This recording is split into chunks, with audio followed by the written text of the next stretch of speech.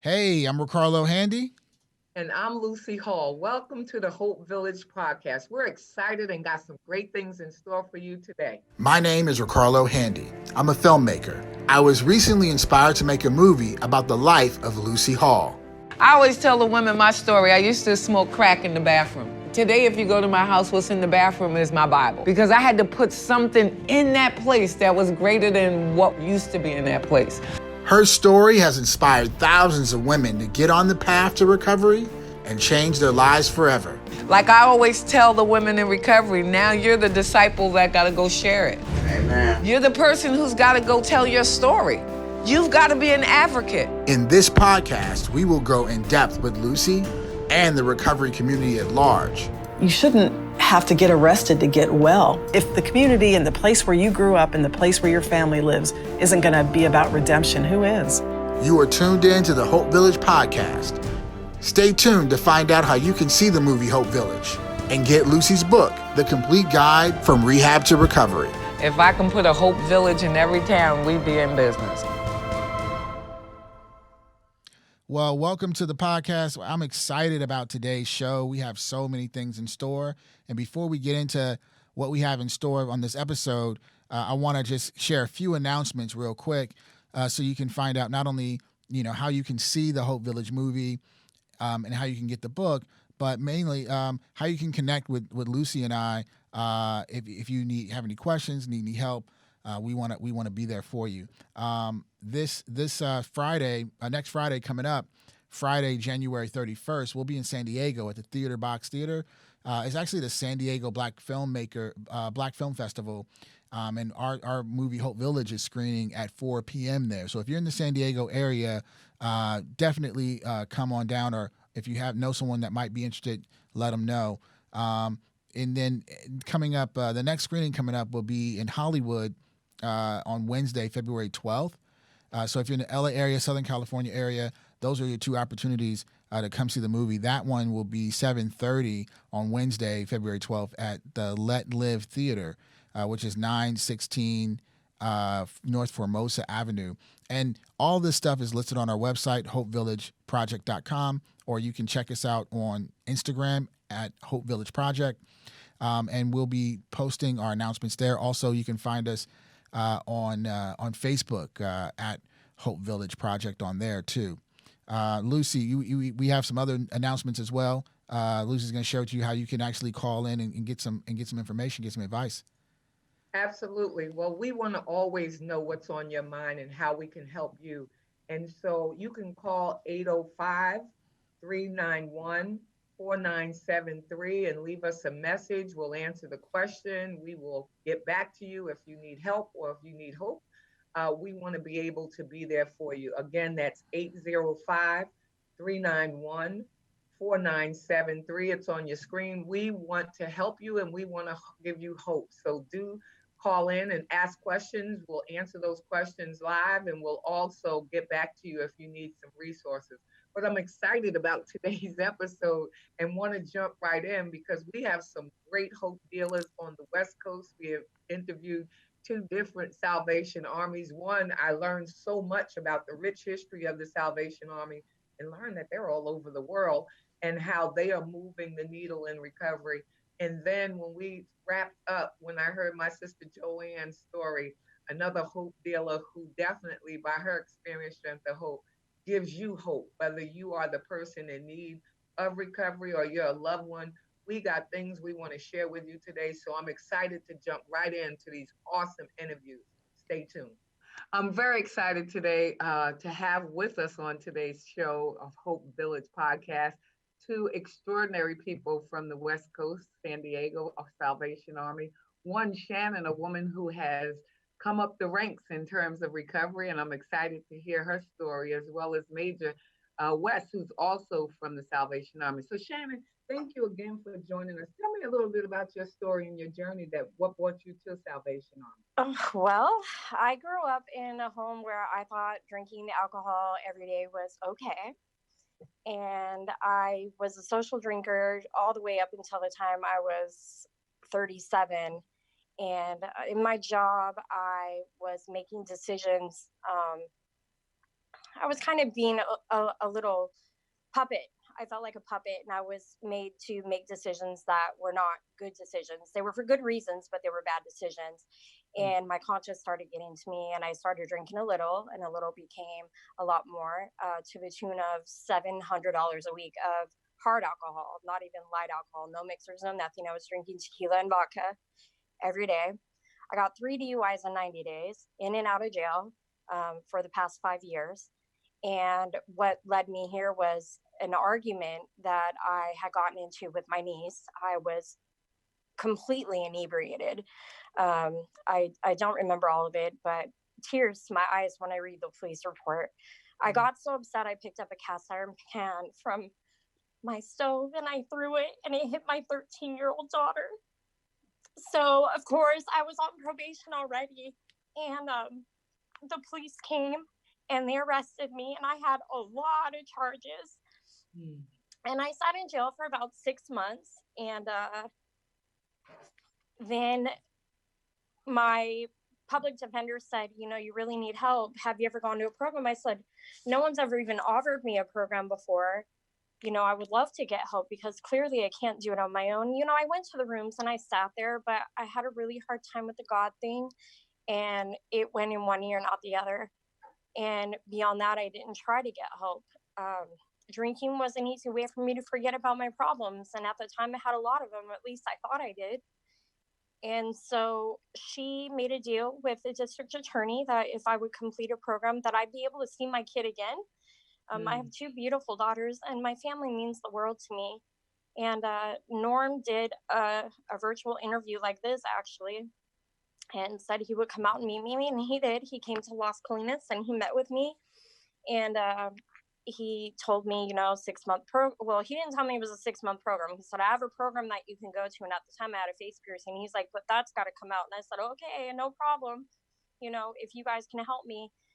And I knew the day that my probation officer dropped me off at the door, the first person I saw is no longer here, but she looked at me and I felt it just go all the way through me. And she said, why are you here? And I said, because I need help. And I think this is the only way that I'm going to get it. Other programs I looked at were costly.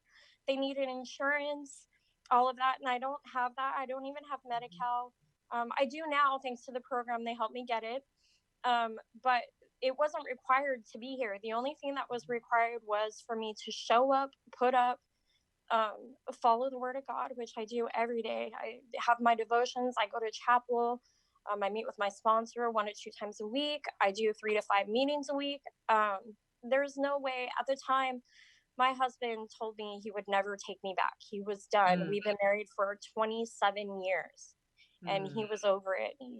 How many times can you say, I'm sorry, I'm not going to do it again, and you do it? And that's the point that he got to.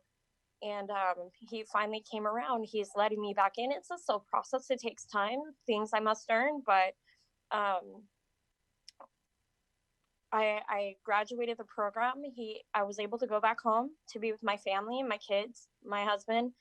And it's a daily process. I have to remind myself, Absolutely. It was very humbling to be here, and I forgot what that was like. And I forgot what it was like. I forgot who I was. And this program and the way it works, it's a work therapy program.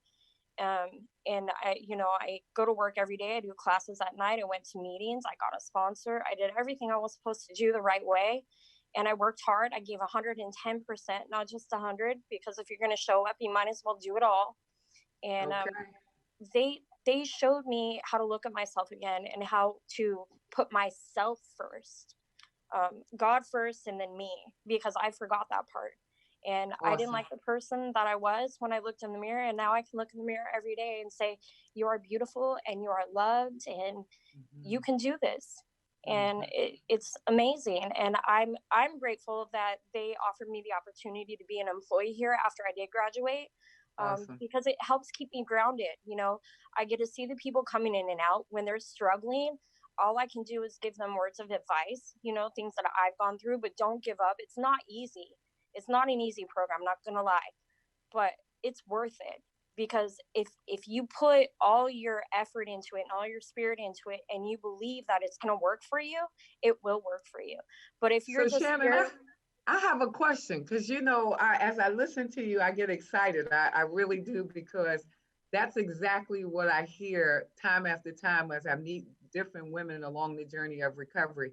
What my question to you is this though. Who was the hope dealer that you met when you got the Salvation Army? Because now you've become a hope dealer. You said now you're there for them when they walk in the door.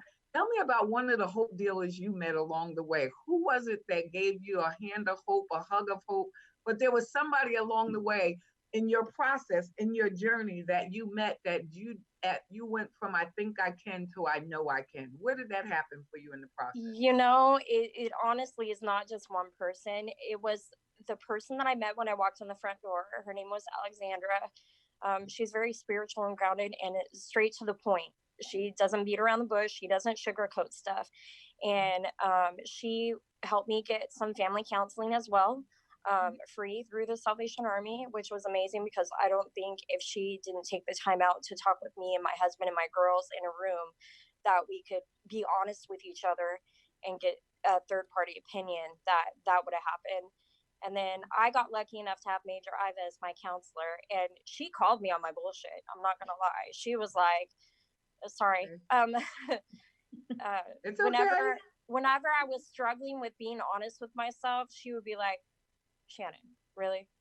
Look at you're not being honest, and you need to look deeper." Like, she would make me do it. And then I had times where it was a rough day, and I'd be like, "You know what? Screw this. I'm out of here." And the girls that go through this program, you do build friendships and you build bonds, whether you still have them or not. I always tell my kids now, there are people that you're going to meet in life. There's going to be acquaintances whom are just stepping stones in life, and they're there to teach you something. And there's going to be people who are truly your friends, and they're going to help you get through the hardest times, and they're going to be there at the end, years down the road. And Absolutely. there's a couple girls that were in the program with me that they talked me off the ledge, and they were there with me for rough times, and they're still my friends today. And Awesome. And I so mean, it's how long amazing. have you been in recovery?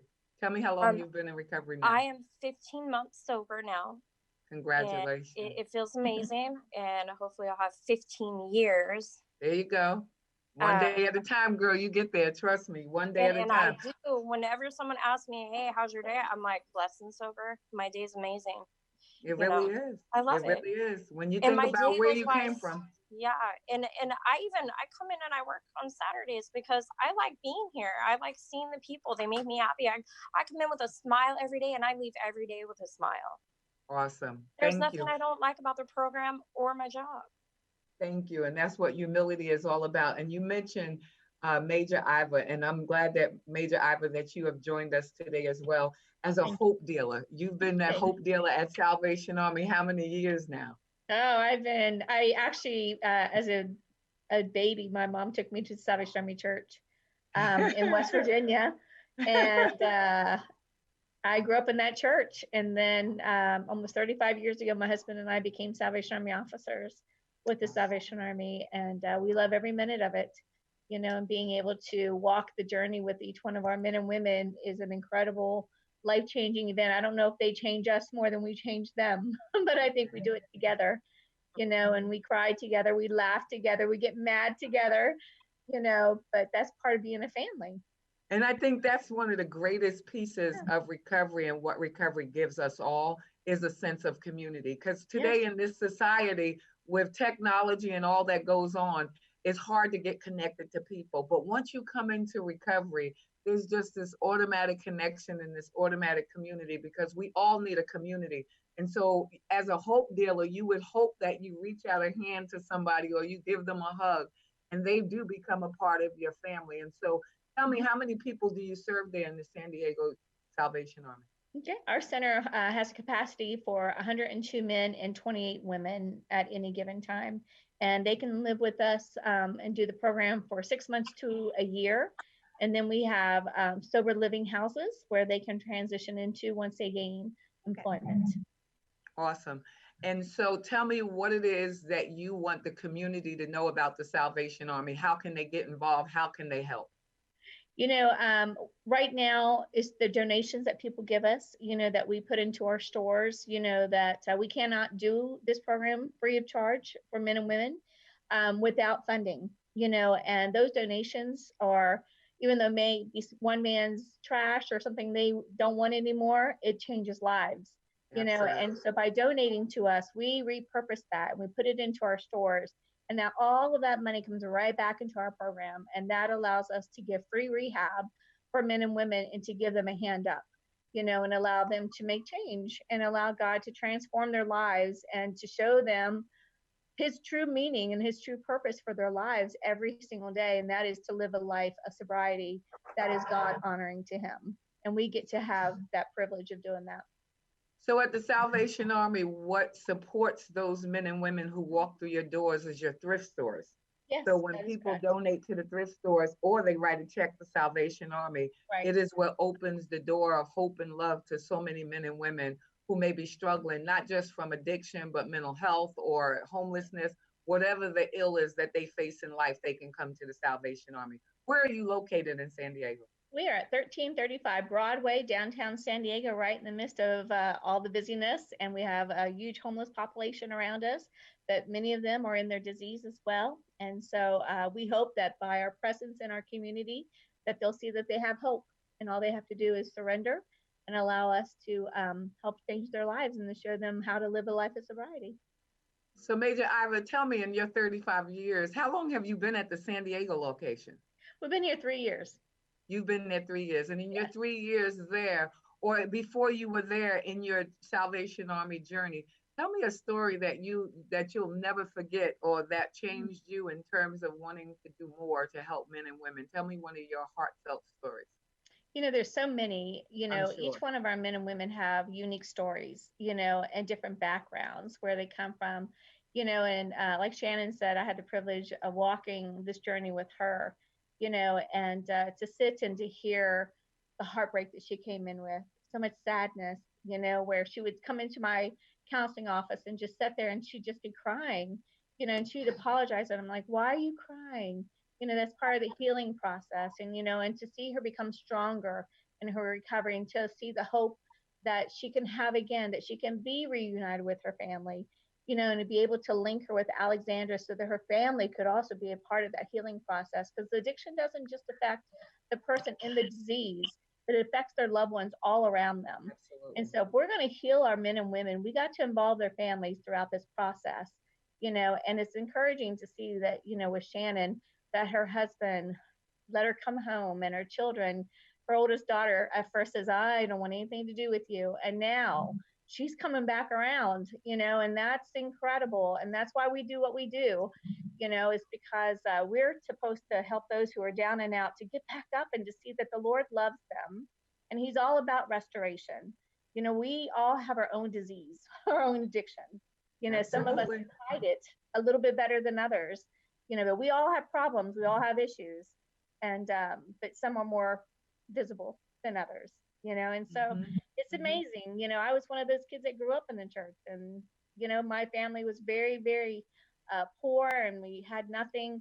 But if it weren't for the Salvation Army, who knows where I'd be today? That someone saw something in me and gave me a hand up and showed me that I could have a better life, and that we don't have to stay down. We choose to stay down, or we choose to get back up. Amen. Awesome. Major Ivor, I thank you so much for joining us. I thank you so much for being a hope dealer. I'm excited. I invite you, as well as the women and men of Salvation Army, to join us at the San Diego Film Festival. We're excited to be in your town. The Hope Village movie will be showing in San Diego at the San Diego Film Festival. So hopefully we'll get to see each other and connect. But if you're ever in Atlanta, or when I come to San Diego, I'm coming to Salvation Army. Come and see us. Yes. And I look forward to meeting you. Absolutely. I look forward to meeting you both. And I just thank you for joining us for this segment of Hope Village podcast. You guys enjoy. God bless. Thank you. And God bless you as well. All right. Bye-bye. All right, as promised, we have a great interview in this guest in the studio right now, Joanne from the Salvation Army in Bell, California. Go ahead and introduce yourself to the podcast.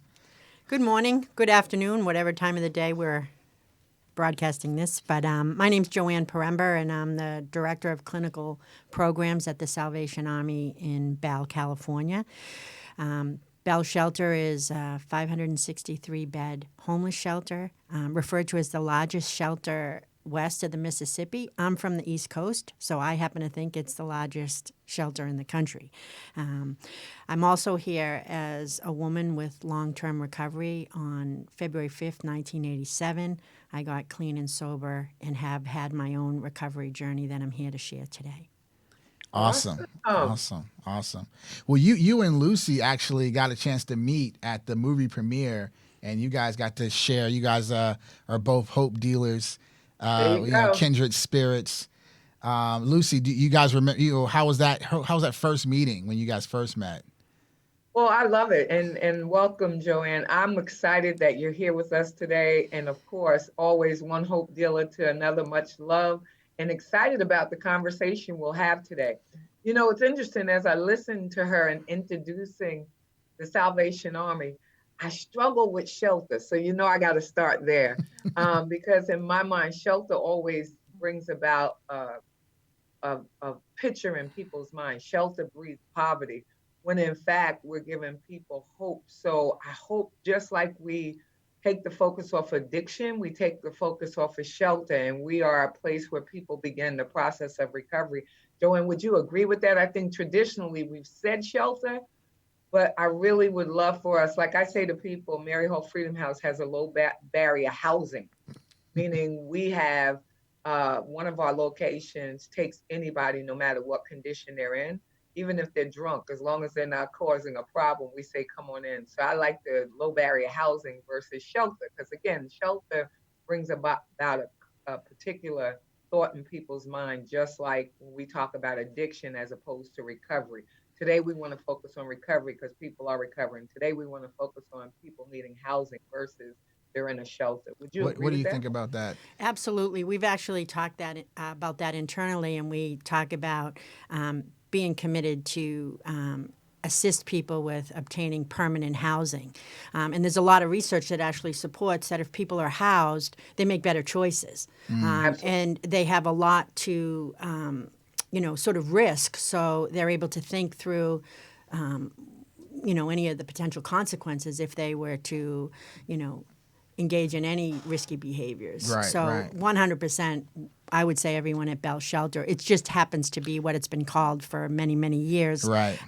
But we also are right on board with that. Yeah. No, that's it. I'm excited about that because I just think in our day and time, like just about everything that we do, we got to change the language because we're talking to a different generation. We're talking to different people today, and we want to embrace them and be inclusive. So when I talk about who I am, that you and I are old school in terms of recovery. And when we first came into the program, we would introduce ourselves as, my name is Lucy and I'm a recovering. I'm an alcoholic. My name is Lucy and I'm an alcoholic. And I had to really struggle with that. And I was so glad when I was empowered to learn that I'm a person in long-term recovery. My name is Lucy versus what I used to be. So to your point, we can say people are in the Bell housing program as opposed to Bell shelter, they're moving towards the solution versus focusing on the problem.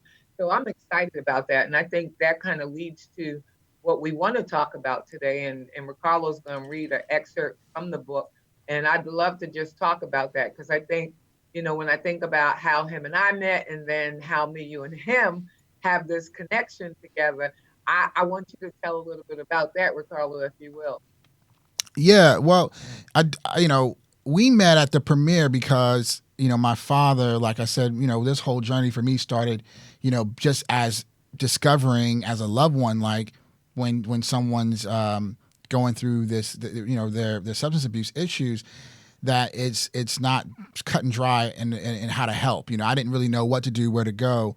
And, so during that time period, my dad has actually gone through a few different programs as a veteran because, it's been a long journey.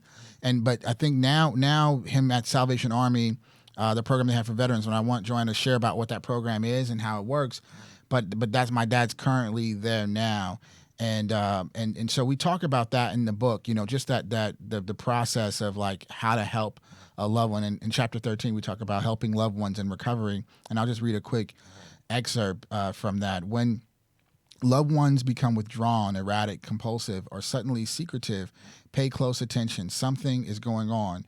If your worst suspicions are confirmed one day and you decide to help them, brace yourself.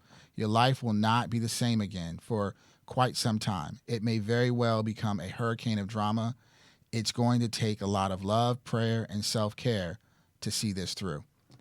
Joanne, what tell us about the program that you run, and tell us about maybe any interactions or support that loved ones and what role they play in that program as well. Sure. So the Salvation Army Bell is, as I mentioned, a huge facility. We actually refer to it as a campus. So there's multiple programs. Two of the programs, one which you referenced, which is the Veterans GPD program, and it's residential treatment for up to 2 years. And basically, people can self-refer as veterans. They can call us directly. Many come in through the VA system or through the Veterans Court if they're involved in any legal issues. Oftentimes, people with alcohol and drug problems get caught up with the law and end up in the court system. And fortunately, there's a specific veterans court, sensitized to the challenges that veterans live with, and have the options for our program to refer them to. So that's one of our long-term addiction treatment programs. And then the second program housed in the same facility is the Drug Medi-Cal program. So here in California, we have Medi-Cal, and Medi-Cal has worked with the state down through the counties to offer health insurance that includes coverage for alcohol and drug treatment. So we have what's referred to as a DMC, substance abuse treatment program, and folks in that program can stay 30 days to 6 months, and that's also residential. Both programs are co-ed. I'm pretty much a committed individual with helping to maintain female beds across the country. There's far more beds and resources for men than there are for women, in particular female vets, which is beginning to change. There's some movement to create more resources. So, and then within other programs, we have transitional housing, we have permanent housing, and case management services across the board to help people kind of pull the pieces of their lives together with support. So it's a pretty cool place. Real quick, I just want to ask you, if you're a family member and you find yourself in this position, you have a parent who's a veteran or a loved one who you feel may benefit from residential treatment, just kind of give me your experience as to how you would suggest, especially with your particular program, that connection is made. And have you had any particular experiences where you had family members come and bring loved ones, et cetera? Absolutely. So family members can call. We ultimately need to talk to the person themselves seeking treatment because it's voluntary placement. Even those who are recommended by the court to come into treatment, it's an option. People can choose incarceration over residential treatment. So it may be stipulated by the court, but we don't have locks on the doors. People are there because they want to be. So anyone can call to access the resources that we have. And the Salvation Army has a number of programs in LA County. So the Drug Medi-Cal program that I operate and the Veterans program that I oversee, the telephone number is 323-263-1206. And the extension for the Drug Medi-Cal folks or uninsured individuals is 317, and the Veterans referral extension is 313. So people can call, like I said, on their own for themselves, or a family member can call to access resources. We also have Hope Harbor, which runs the same programs for men only on Grand Ave in LA, and that telephone number is 213-744-8186. And really, whichever number you capture, we're going to get you to the right place. So don't stress about that. We also operate in the LA County 2 ARCs, and they're referred to as adult rehabilitation centers. And those are 6-month plus residential treatment programs that are completely umbrellaed under the Christian mission of the Salvation Army. In the programs at Bell and at Hope Harbor, engaging in the Christian supports that are available at Salvation Army is completely optional, whereas in the ARCs, it's an intricate part of the program and the structure. So And when you say ARCs, what does that mean? so that stands for Adult Rehabilitation Center. Gotcha. So we have one in Pasadena and one in Long Beach. Oh, I didn't even know there was one. I live in Pasadena, so I definitely got to get just connected with those folks over there. I mean, we'll definitely. I want to share this portion on our Instagram and social media as well, just so we can, because that's the purpose of the podcast is, not that Hope Village is one place, but there's many Hope Villages everywhere, just like there's many Hope dealers everywhere, and everyone can get access if you just have the right information. And I think one of the things is that's hard for people is if you don't have any experience with this kind of issue, you may not know where to go. You may not have had the information, so we just want to make it even more accessible by putting it out through our channels. I know Lucy may have some questions. I just wanted to ask one more question before I hand it off to Lucy, is because I wanted to know a little bit more about your story, and was it a family member or was it you that first got yourself into recovery, and how was that for you getting into recovery for the first time back in the 80s? Sure. So, I think the thing that really captivated me about you and Lucy was the language of living recovery out loud, and really giving a face and a voice to those of us who live. And if we did the numbers, I recently did some research for LA County. 497 people died of opiate overdoses in 2018. And the opioid epidemic is moving west. It hasn't even fully hit. I'm from the East Coast. People have been dying for over 20 years at dramatic numbers, 3 a day. Or 4 or more. So what happened for me was I was working in the counseling field. I come out of, back in those days, we called it the battered woman's movement. Now we refer to it as the domestic violence movement. So I had been working as a counselor and was using alcohol, cocaine, and marijuana on a daily basis, probably since about the age of 13 and 16 when I got introduced to cocaine. I grew up with 2 alcoholic parents. I wanted nothing to do with alcohol. I refer to experiencing the intensity of booze fighting before I ever picked up a drink of alcohol, because I did not want to be like them. I certainly did not want to be sucking off the neck of a vodka bottle like my mother. And that's exactly what happened to me.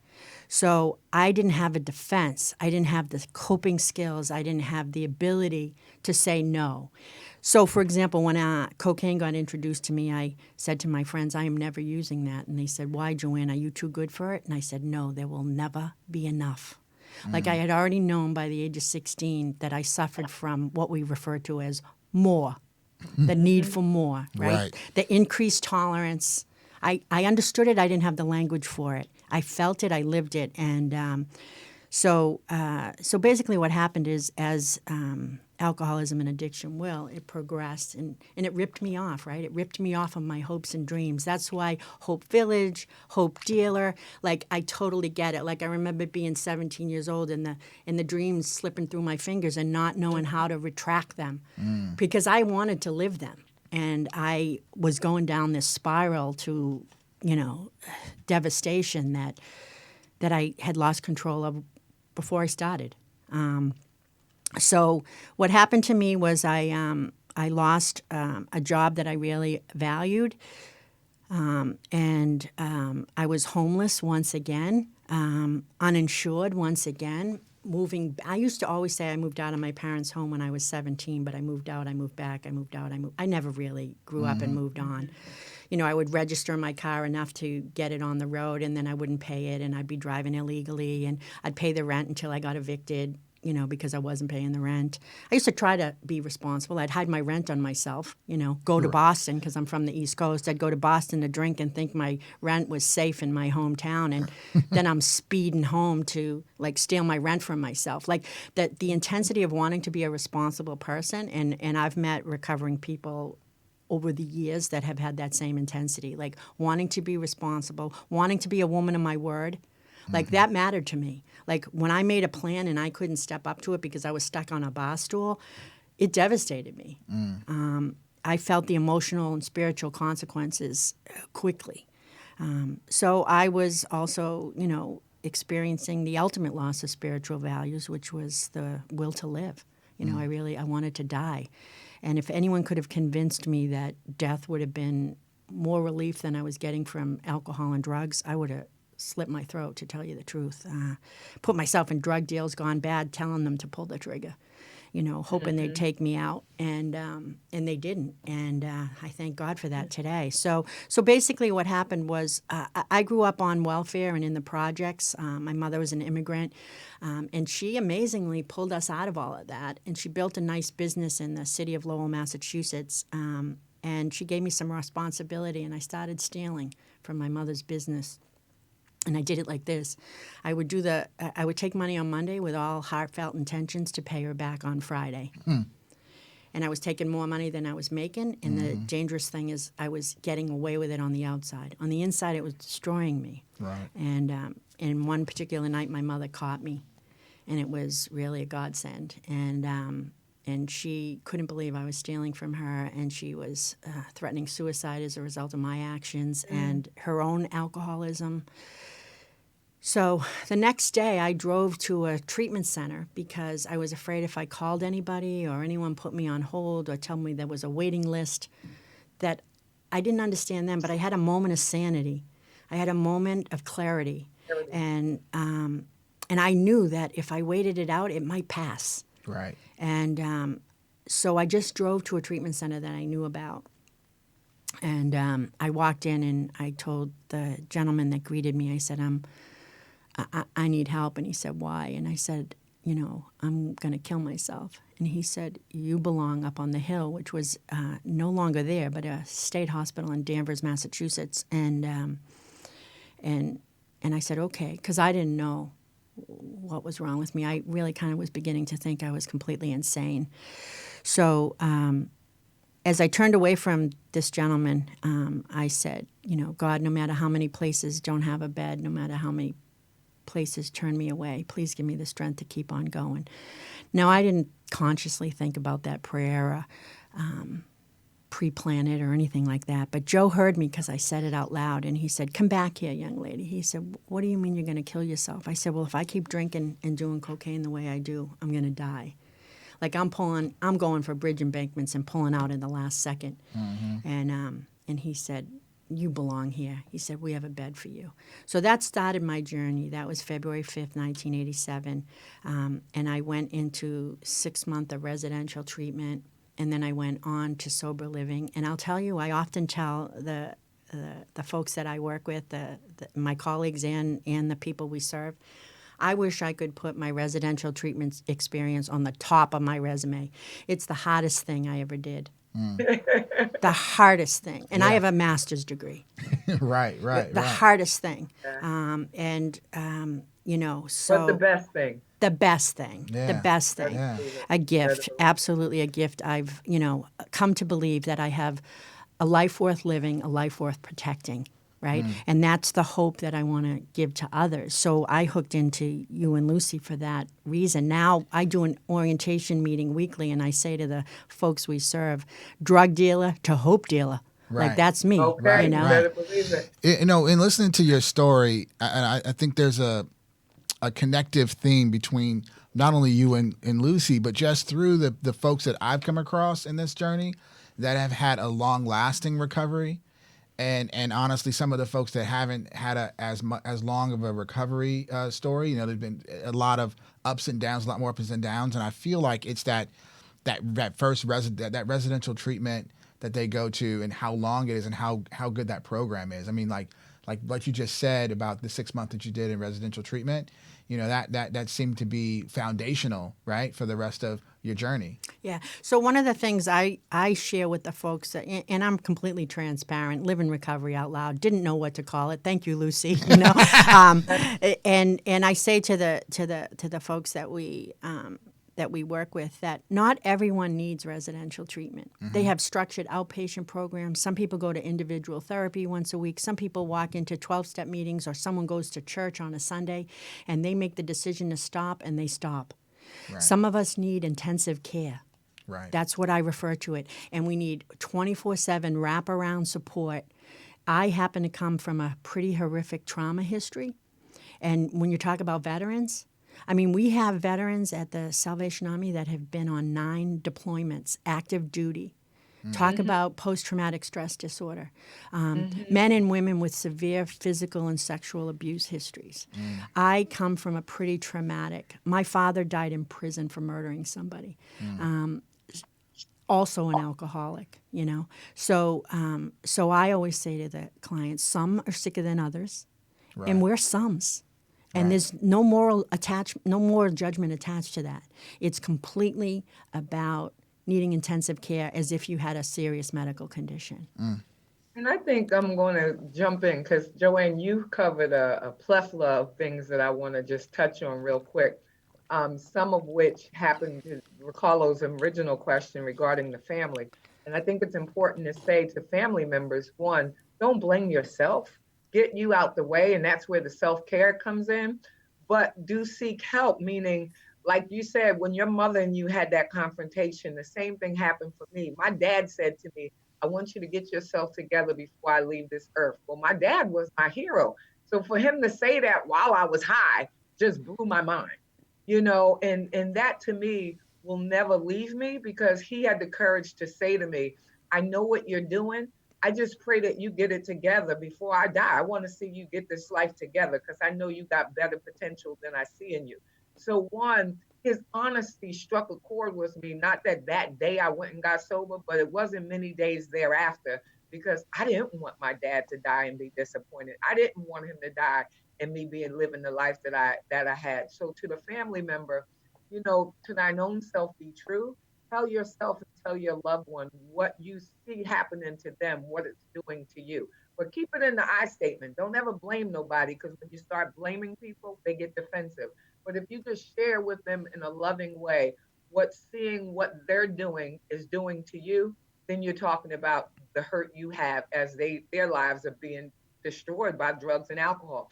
And then the thing that you also said, Joanne, that I love is the whole living it out loud. As a teenager, nobody ever told me about drugs. I was just I was replicating what I saw other people in my community doing. But had somebody said to me as a teenager, you know, when you start using drugs, it is progressive. When you start, if they planted the seed and told me the truth, it may have interrupted or ended, but nevertheless, nobody shared it. And that's why I think for us today to live it out loud, 30, 40 years in recovery, and girl, we don't look like what we've been through. People need to hear that. People need to hear what it was like, what happened, and what it's like now. So thank you for sharing that. And then the other thing you said about the Salvation Army that is so important is the continuum of care. Because I think that people need a community. People need connectiveness. People need to know that people are concerned about them. So when people walk in the door here at Mary Hall Freedom House, no, the first question is not what's your insurance. The question is, we will, you know, the first thing you see is we will love you until you learn to love yourself. That's important. Everybody needs to feel like they're loved. Everybody needs to feel connected. And so we want you to feel connected. And then we want to offer you the hope. We want to sell you the hope. That's the product there. And so I thank you for that and how you touched on that. And I just think that community is so important to us all. Everybody needs to feel connected. Isolated means you're by yourself. You know, I tell people there's a difference between isolation and there's a difference between solitude. When I'm in solitude, I'm communing with my creator. I am seeking God's face to know what I'm supposed to do. When I'm isolating, I'm into Lucy, and that's a dangerous place to be. I don't need to isolate and spend too much time in my head. I need to commune with God and hear what he has to say. So I thank you for tying that all together, because as you were sharing it, I just think it's so important that people know that there is hope, there is help, and no matter where you get it, get connected. And I love the fact that you're right. There are many paths to recovery. Whether you get it at a 12-step meeting, whether you get the Holy Spirit at church, whether you get it by an employer, whether it's your mom, whether it's your husband or wife, whatever it is, whether you need a long-term residential. And I think you also hit the nail on the head, which we as a society have to see, is a lot of times people start using as a result of their mental health. Hmm. Mental health, when we take away the addiction, when we take away the drugs and the alcohol, at the core of 80% of the people that we see is hidden mental health. Whether it's post traumatic stress, whether it's bipolar, whether it's schizophrenia, whether it's depression, at the core of a lot of addiction is mental health. So I pray that our society are able to have those conversations. I say to parents, when you notice something about your child who you see every day, whether it's at 10 years old, 12 years old, 20 years old, get the help. Go talk to somebody. And if they need to get on medication to be stable, then do that. Don't be ashamed. It's not your fault. Yeah. Chemical imbalance is not your fault, but the help you can be responsible enough to help them to get help. Yeah, and I think that's the whole kind of goal here is to just demonstrate that it takes a village, right? It takes a village. It's something that we all hear, and when it comes to hope and having, giving yourself a shot at recovery, giving your family a shot at winning, in life, you need the support, and so we were blessed to have all the folks from Salvation Army in San Diego on this episode and from LA County, to just share what opportunities are in the Southern California region, right? But this is just one region. You know what I mean? There's the whole world, the whole country, of places that either that folks are that may need these resources, and so we're gonna hopefully before the end of this thing cover all of them and get everyone in, so that no matter what, you can at least come to this one place, to the Hope Village podcast, and find out how to get the resources in your area.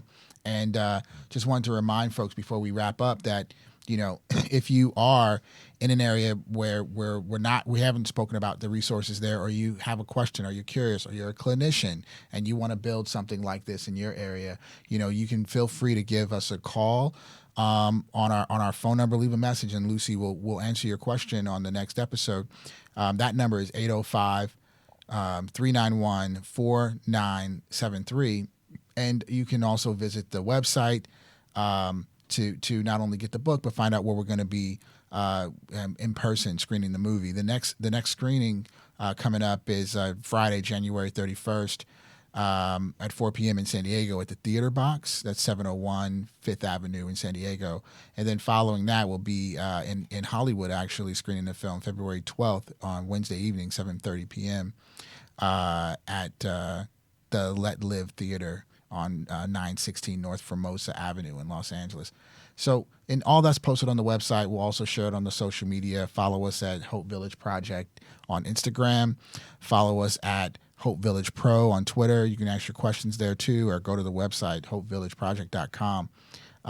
We're going to wrap it up. I want to give both of you Hope Dealers here one quick final thought, get a little 1 minute final thought before we wrap it up for today's podcast on just getting connected with help for your loved ones. What will be your final thought on that topic? I would say be patient with the process and each individual's personal experience in their recovery journey.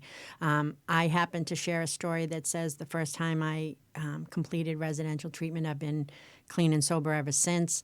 That's not some people's experience. And, not blaming people for relapses, similar to someone who may have cancer that goes into remission and comes back. It's an illness, and it's not the individual who has its fault. I haven't yet met anyone that said, I can't wait to grow up and be a drug addict. Right. It's a progressive illness, and, relapse is not a requirement, but it sometimes does occur. So don't lose hope. Awesome. And Lucy, we'll give the final thought to you, and then we'll wrap up this episode of the Hope Village podcast. Well, I would echo what she said, but also would add to that it's definitely preventable and treatable. And I think we need to not see it as a moral disease. One of those things. Well, they're weak. They can stop on their own. That's not true. If I could have stopped on my own, I would have stopped. I needed help. I needed the education. I needed to know that I had a disease. So education is important. Knowledge is power to both you, the loved one, and to the person who is sick and suffering. Because I didn't know that I had a disease called addiction. And I didn't know there was treatment for it. So again, get help. And I just want to reiterate what you said, Ricardo, about the phone number is 805-391-4973.